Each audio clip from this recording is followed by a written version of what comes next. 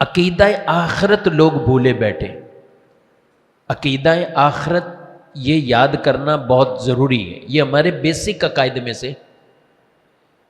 نبی پاک صلی اللہ علیہ وسلم نے اعلان نبوت کیا 40 سال کی عمر میں. 13 سال مکے میں رہے، مکی زندگی گزاری 13 سال. ان 13 سالوں میں نبی پاک صلی اللہ علیہ وسلم نے کس چیز کا زیادہ حکم دیا؟ 13 سالوں میں کس چیز کا زیادہ حکم دیا اور کون سی تبلیغ زیادہ فرمائی آپ صلی اللہ علیہ وسلم نے؟ 13 سالوں میں اللہ کی توحید، نبیوں کی رسالت، اور اس کے بعد عقیدہ آخرت بیان فرمایا ہے. یعنی مرنا ہے، مرنے کے بعد اٹھنا ہے. یہ عقیدہ. ہمیں زندہ کیا جائے گا، ہم سے پوچھا جائے گا. تو یہ عقیدہ آخرت اللہ کے نبی صلی اللہ علیہ وسلم نے 13 سال اس کو بیان کیا، اور قرآن کی 86 صورتیں اس پر موجود ہیں. کتنی صورتیں ہیں؟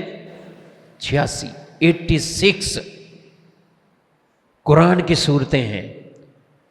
قرآن میں کل صورتیں 114 ہیں. 28 صورتیں مدینے کے اندر مدنی صورتیں ہیں. 28 بقیہ 10 سالوں میں نازل ہوئی ہیں. لیکن ابتدا کی جو یہ صورتیں ہیں اور بڑی بڑی صورتیں، مکی صورت جنہیں کہا جاتا ہے، ہجرت سے پہلے جو نازل ہوئیں، اس میں حضور علیہ السلام نے عقیدہ آخرت، اللہ نے بکثرت اسے بیان فرمایا. آخرت کا عقیدہ.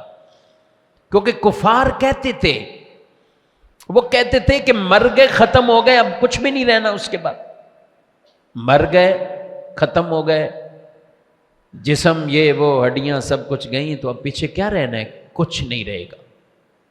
اور اس کے بعد اٹھائے جائیں گے. کافروں نے کہا یہ سمجھ میں نہیں آتی کہ اس کے بعد ہمیں کیسے اٹھایا جائے گا. اللہ نے قرآن میں اسے اتنا بیان فرمایا ہے کہ یہ عقیدہ ذہن میں نقش کر لو.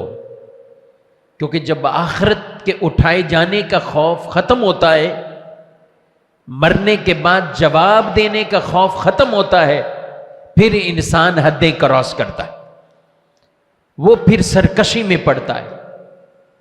وہ پھر ایسے ایسے گناہ اور برائیوں میں پڑ جاتا ہے کہ پھر کیا کسی کا مال، کیا کسی کی جان، کیا کسی کی عزت، کیا کچھ، ہر چیز کی دھجیاں اڑا کے رکھ دیتا ہے. کب؟ جب آخرت کا خوف اسے ختم ہوتا ہے. اور قرآن نے اسے بیان کیا کہ وہ یہ سمجھتا ہے کہ اس کا مال اسے باقی رکھے گا. انسان سمجھتا ہے بعض اوقات منصب، عہدہ، مال، شہرت، یہی سب کچھ. یہ سب کچھ نہیں ہے میرے بھائیوں. 86 صورتیں قرآن کی، یہ ہمیں بہت بڑا درس دیتی ہیں، بہت بڑا درس دیتی ہیں. میرے نبی صلی اللہ علیہ وسلم نے نمازوں کے احکامات زیادہ تفصیل سے مدینے میں سکھائیں، مکے میں نہیں ہیں. تراویح آئی تو مدینے کے اندر، قربانی ہے تو مدینے کے اندر، رمضان کے روزے ہیں تو مدینے کے اندر، زکوٰۃ فرض ہوئی تو مدینے کے اندر، حج کا فریضہ آیا تو مدینے کے اندر. یہ ساری چیزیں مدینہ منورہ میں آئی ہیں. ابتدا کی 13 سال میں یہ احکامات بیان نہیں ہوئے. نماز تھی، معراج کے وقت نماز کا حکم آ گیا. لیکن میں یہ عرض کر رہا ہوں کہ اس کی مزید تفصیل اور مزید آگے جو اس میں احکامات بیان ہوئے،